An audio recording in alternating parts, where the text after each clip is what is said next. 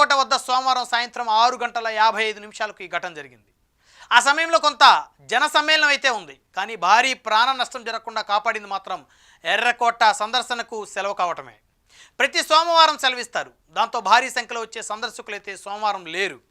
ఒకవేళ సందర్శకులు కనుక మామూలు రోజుల్లో మాదిరిగా వచ్చి ఉంటే ఈ ప్రమాదం తీవ్రత, ప్రాణ నష్టం ఇంకా ఎక్కువగా ఉండేదని అంటున్నారు. ఇంత పకడ్బందీగా ఢిల్లీ లాంటి చోట, అందున ఎర్రకోట సమీపంలో భారీ పేలుడుకు స్కెచ్ ఎవరు గీశారు అన్నదే జాతీయ దర్యాప్తు సంస్థలు ఇప్పుడు బయటకు తీసే పనిలో ఉన్నాయి. దీని వెనక ఉగ్రకోణం ఉన్నట్టే అనుమానిస్తున్నారు. ఏడాది ఏప్రిల్లో జమ్మూ కాశ్మీర్లో ఉగ్రదాడి జరిగింది. పహల్గాం దాడి దేశాన్ని ఎంతటి విషాదంలోకి నెట్టిందో తెలిసిందే.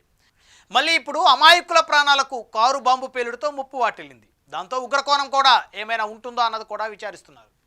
ఢిల్లీ కారు బాంబు ఘటన తర్వాత దేశమంతా హై అలర్ట్లోకి వెళ్ళిపోయింది. ముఖ్యంగా ముంబై, హైదరాబాద్ వంటి ప్రధాన నగరాల్లో భద్రతను మరింత కట్టుదిట్టం చేశారు. ప్రతి వాహనాన్ని జాగ్రత్తగా తనిఖీ చేస్తున్నారు. అనుమానం ఉన్న వాహనాలను పక్కన పెట్టి పూర్తిగా పరిశీలిస్తున్నారు. ఢిల్లీ పరిసర ప్రాంతాల్లో కూడా నిఘా పెంచారు. హర్యానా, ఉత్తరప్రదేశ్ రాష్ట్రాలతో సరిహద్దులు పంచుకునే ప్రాంతాల్లో ప్రత్యేక దృష్టి పెట్టారు.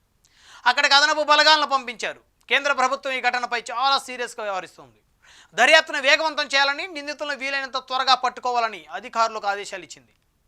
ఢిల్లీ పేలుడు తనిఖీల్లో నివ్వెర